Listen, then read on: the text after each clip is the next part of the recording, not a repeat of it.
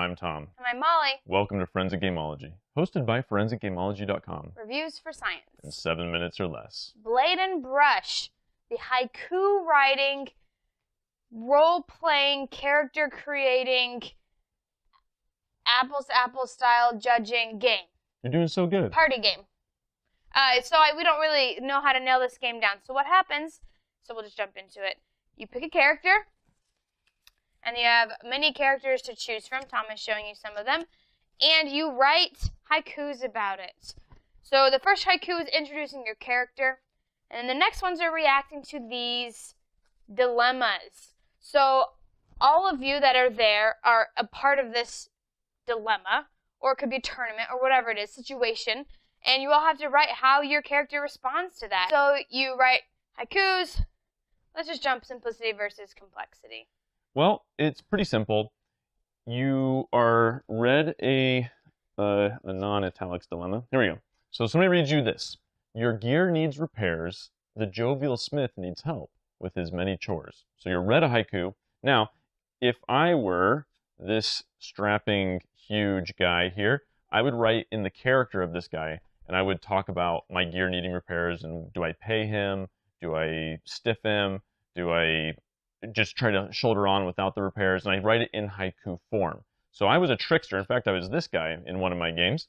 And I would say things like, my tricks are my work, but I could use some money. My batons will do. Or, helping out with chores, best time to set up my jokes. I'm in with a smile. And so there's this all, you make a haiku. Now, the person who read the haiku, the initial dilemma, is going to judge. Everyone's going to go around and read their haikus in order, and then they're going to, if it was me, I would judge did somebody have the funniest, or the most poignant, or just the most well-formed? It's just up to me, and I give them this card as a point. You do it till you go through a couple rounds. Whoever has the most points wins, so pretty simple. This game is pretty simple. You're just writing haikus, and the directions for a haiku, it says it's typically, these are the rules, just on these cards, it's typically 5-7-5, but it said anywhere in between. I can just read this. A haiku is a short poem of 3 lines comprised of 17 or fewer syllables, with the second line being the longest, often divided as 5-7-5. So anything under 17 with the middle line being longer will be accepted. So pretty simple. You follow those rules. Stay in character. Simple game. Luck versus strategy. Boy, you know what? There is not a ton of luck in this game, but there is strategy. You've got to play to the person who's reading the haiku. And there's all sorts of humorous in this game. And if you can play off of somebody's haiku in game and make an inside joke of it, or just be funny. I mean, it's easy to be funny with a trick character, like a trickster. But when you're playing this warrior with a whip or this rogue with the whip, it's a little you have to make it funny. Or do you? What if the person that's reading it is into high literature and you try to make it poignant? You try to make it like a real poem out of it. So, I mean, if you're playing to win, which I always do, that's what you would do. But I think this game, a lot of it, you just kind of ignore the strategy and the luck and just write haikus and have fun. Yeah, the game, I guess the strategy would be to stay in character. That makes it the most exciting for everyone, is to pick a character and then stay with that character. We had one guy who just was a dropout of some military dropout type person, and he just failed every mission he did, and he was just a drinking, and that's all he did. And he stayed in character, and it was hilarious. He's like, I can't. I don't have the courage to do any of it. It was really funny. So staying in character is really important for the fun of the game, I feel. And so that adds into the strategy.